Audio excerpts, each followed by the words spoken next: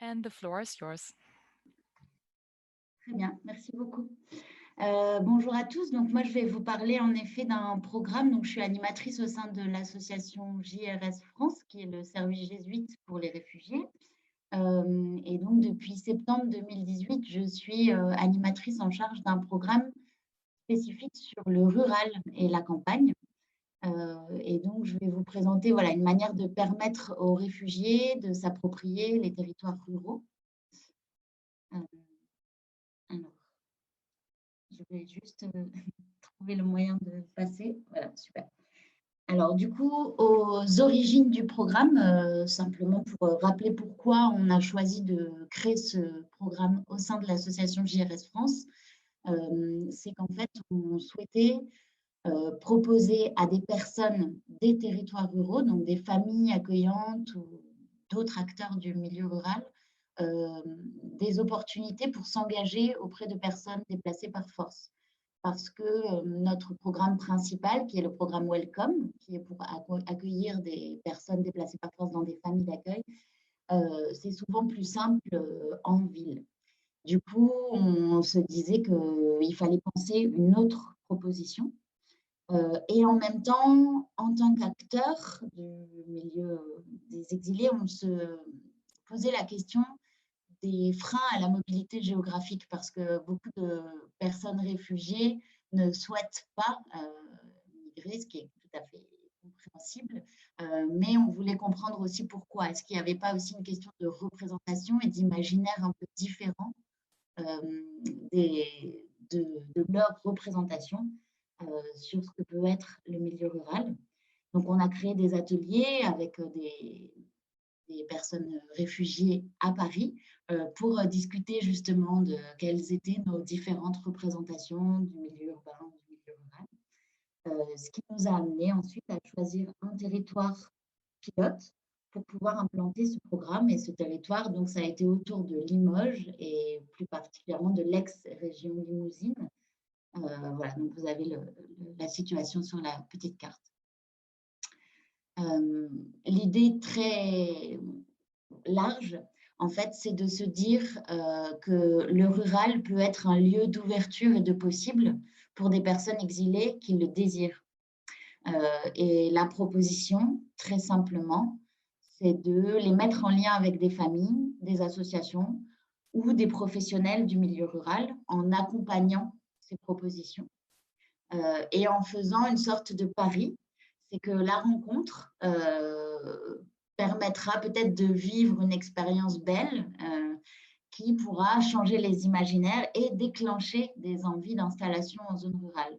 Mais ce n'est pas l'objectif principal, c'est-à-dire que l'objectif n'est pas de vraiment se dire qu'on veut faire s'installer des personnes en milieu rural, c'est donner le choix et ouvrir les possibilités.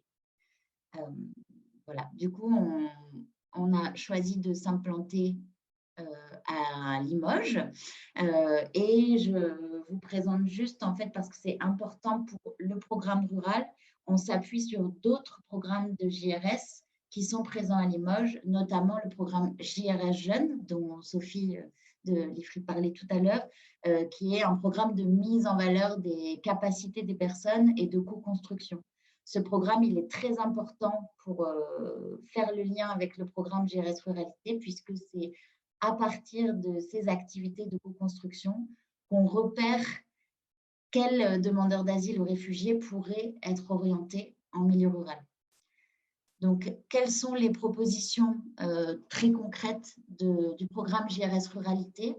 Les premières, c'est ce qu'on appelle des courts séjours de découverte. Donc, c'est un volet d'hospitalité. Et en fait, on propose à des personnes en demande d'asile ou réfugiés de passer des séjours courts dans une famille d'accueil qui est installée en zone rurale ou alors dans une ferme grâce au réseau WOO France. Et du coup, le réseau WOO France, donc le woofing, c'est vraiment d'aller donner un coup de main dans des fermes en échange d'être hébergé et voilà, d'être accueilli. Et donc, ça permet à la fois de changer d'air, de rencontrer d'autres personnes, pourquoi pas de découvrir un métier, voilà, de faire une pause en fait. Donc, ce n'est pas une proposition d'installation directe, c'est vraiment une première étape qui permet de la proposer à beaucoup de personnes. C'est moins engageant. Et les personnes qui orientent les accueillis, ce sont toutes les structures d'accueil, en l'occurrence là de la région en Limousin. Et on reçoit également des personnes exilées venant de Paris. J'ai mis un petit peu différents profils de personnes exilées pour que vous vous rendiez compte qu'en fait, il y a certes des personnes comme Youssouf, là, la personne malienne qui est en train de faire du maraîchage, voilà, qui vivait avec ses parents qui eux-mêmes étaient cultivateurs, donc ils souhaitent éventuellement échanger ses techniques et ses pratiques, voilà, parce que c'est aussi son milieu, le milieu dans lequel il est à l'aise. Mais on a aussi d'autres personnes qui sont contentes de pouvoir découvrir ce qu'est la campagne en France et d'en profiter sans pour autant avoir ce désir d'installation. Donc voilà, au sein du programme, c'est très important pour nous de vraiment faire cette dissociation. Le bilan qualitatif, au bout de 2 ans, il est plutôt bon dans le sens où cela répond à différents besoins en fonction des différents acteurs. Pour les accueillants, en général, c'est très précieux une proposition concrète d'action envers les personnes migrantes. Bien sûr, il y a les personnes françaises qui peuvent comment dire, intervenir quand il y a des structures d'accueil, mais il n'y en a pas non plus dans tous les villages. Et donc là, c'est aussi une belle occasion de rencontrer des personnes et d'apporter un soutien et une aide, malgré le fait qu'ils habitent loin des métropoles. Pour les demandeurs d'asile et les réfugiés, c'est bien sûr une ouverture à beaucoup d'autres expériences. Et les structures et les partenaires qui nous orientent les demandeurs d'asile, donc les structures d'accueil dans lesquelles ils sont logés, sont en général très ravis de ces propositions, puisque justement, une personne en demande d'asile qui n'a pas le droit de travailler, ça lui permet de vraiment avoir une occupation, de rencontrer, etc. Et avec ces bilans, on fait des bilans systématiques à la fin de chaque court séjour qui permettent en fait de se rendre compte de ce que ça peut apporter aux personnes migrantes. Et on pose toujours la question à la fin, et si tu avais l'occasion, est-ce que tu souhaiterais t'installer, pourquoi pas à la campagne, une fois que tu auras ton statut, que tu trouveras éventuellement un travail, etc. Et là, on a quand même beaucoup plus de désir d'installation après les courts séjours qu'en amont, quand on ne connaît pas et quand on ne se représente pas de ce que pourrait être la vie en rural. Donc, pour nous, c'est intéressant en tant qu'acteur JRS France, donc petit acteur dans l'asile, de pouvoir avoir une démarche simple qui peut ouvrir des possibles et qui s'appuie sur notre réseau d'accueillants bénévoles. Le bilan chiffré pour 2019, on a organisé 88 personnes ont pu participer à des courts séjours. Et il y a eu 73 séjours qui ont été organisés, plusieurs dans des familles rurales et d'autres en woofing solidaire, donc plutôt dans des fermes.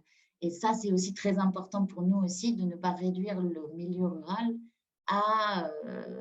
au travail agricole, c'est-à-dire qu'il y a beaucoup de possibilités d'installation. Un deuxième volet sur lequel on s'appuie aussi beaucoup et qui a un peu les mêmes objectifs que les courts séjours, c'est le volet d'animation, où en fait là, on propose des journées collectives à la campagne qui est basée sur de l'échange de savoir-faire. Et c'est un peu une pédagogie de co-construction parce qu'on sollicite en fait des personnes bénévoles, que ce soit des personnes françaises ou des personnes exilées, pour nous apprendre et nous transmettre un savoir-faire. Donc, ça peut être organiser une randonnée et en être le guide. Ça peut être organiser une sortie pour aller cueillir des choses et ensuite les transformer. Ça peut être des chantiers participatifs sur différentes techniques d'éco-construction, de maraîchage, de four à pain, de tout un tas de trucs qui permet en fait de croiser les savoir-faire et croiser les techniques. Et ces sorties et ces animations collectives, elles sont très utiles pour les membres du programme JRS Ruralité parce que grâce à ces activités collectives, on peut repérer aussi qui va accrocher, qui va se sentir bien dans ce genre d'activité et qui on pourra accompagner pour aller plus loin éventuellement vers une installation. Donc, le troisième volet dont je parle aussi depuis le début, c'est l'insertion. Et justement, en ayant les courts-séjours et l'animation, on peut repérer qui souhaitera en fait aller plus loin dans une forme d'insertion et GRS Ruralité peut accompagner ces désirs d'installation. Bien sûr, en agissant en Désolée de vous partenariat. interrompre. Si vous pouvez, s'il vous plaît, résumer un peu le troisième volet et après conclure, ça serait super. Merci. Oui, pas de problème. Et ben, ce troisième volet, c'est simplement d'accompagner des personnes réfugiées qui souhaiteraient en fait travailler et vivre en milieu rural. Et on s'appuie sur des cas très concrets. Donc, on n'insère pas de nombreuses personnes, mais on essaye de les mettre en lien avec tous les partenaires possibles, en étant sûr que c'est une volonté pour la personne migrante. Voilà, donc j'avais des exemples d'accompagnement, mais je pense que